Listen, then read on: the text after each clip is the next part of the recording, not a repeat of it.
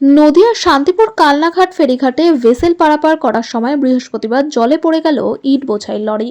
লরির ধাক্কায় জলের তলায় তলিয়ে গেল এক ছানা ব্যবসায়ী। ঘটনায় রীতিমতো চাঞ্চল্য ছড়ালো গোটা এলাকায়। জলে তলিয়ে যাওয়ার খবর পেয়ে ওই পরিবারের লোকজন ঘটনাস্থলে উপস্থিত হয়। এরপর উত্তেজিত জনতা কালনাঘাট ফেরি সার্ভিস বন্ধ করে দেয়।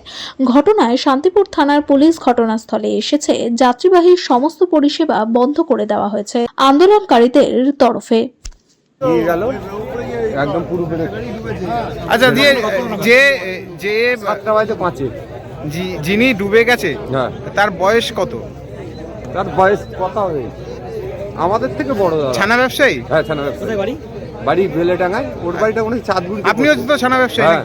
তারপর সে জলে তলিয়ে গেছে? জলে লরির তলায় আছে ও। আর লরিতে কেউ ছিল? লরির লোক দুটোই লেবে গেছে। ওরা পালিয়েছে? হ্যাঁ। আচ্ছা এই যে এইভাবে যাতায়াত করা, ঘাটের যারা এই যে বোর্ডের কর্তৃপক্ষ যারা বোর্ডে কাজ করে তারা কি এরকম ভাবে গাফিলতি করে কাজে? এদের তো গাফলতি থাকেই। এই আজকে কি সেই কারণে এই ঘটনা ঘটে গেল? হ্যাঁ হ্যাঁ। কোনো সমস্যা তো সব সময়। ঘাট কর্তৃপক্ষ কোনো সময় যাত্রীদের জন্য সুবিধার কিছু করে? না না, সুবিধার কিছুই নেই। চলছে চলছে। কি নাম আপনার? আমার নাম খোকন ঘোষ। বাড়ি? বাড়ি বেলেডাঙ্গায়।